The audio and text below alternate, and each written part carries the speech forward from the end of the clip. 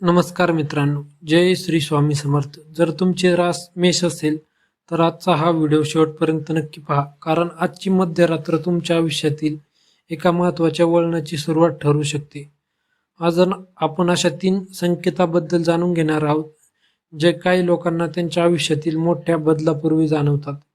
हे संकेत प्रत्येकालाच अनुभवता येतील असे नाही. अनेकदा लोक अशा घटनांना योगायोग समजून दुर्लक्ष करतात, मात्र काही जण त्यांना अंतर्मुख होण्याची संधी मानतात. हा व्हिडिओ ज्योतिष, पारंपरिक श्रद्धा आणि आध्यात्मिक दृष्टिकोन यावर आधारित आहे. यामुळे याकडे प्रेरणादायी आणि चिंतनात्मक दृष्टिकोनाने पहा. जर तुम्ही स्वामी समर्थांवर श्रद्धा ठेवत असाल तर कमेंटमध्ये लिहा, श्री स्वामी समर्थ. आजची मध्यरात्र का विशेष मानली जाते? काही परंपरांमध्ये मध्यरात्रीचा काळ हा शांत चिंतन, प्रार्थना आणि आत्मपरीक्षणासाठी महत्त्वाचा मानला जातो. दिवसभराच्या गोंधळानंतर मन शांत होत असल्याने अनेकांना स्वतःबद्दल किंवा आयुष्यातील परिस्थितीबद्दल अधिक स्पष्ट विचार सुचू शकतात.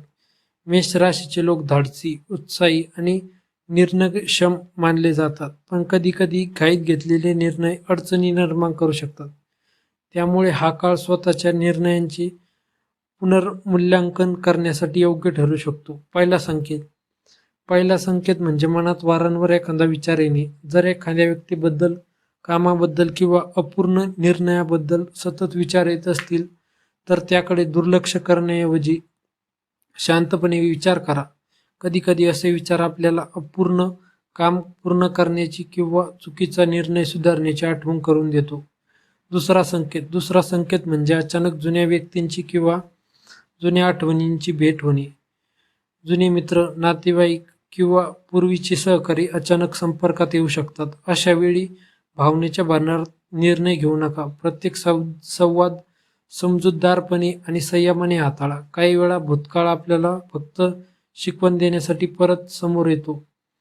तिसरा संकेत म्हणजे वारंवार एकाच प्रकारच्या घटना किंवा संख्या दिसणे.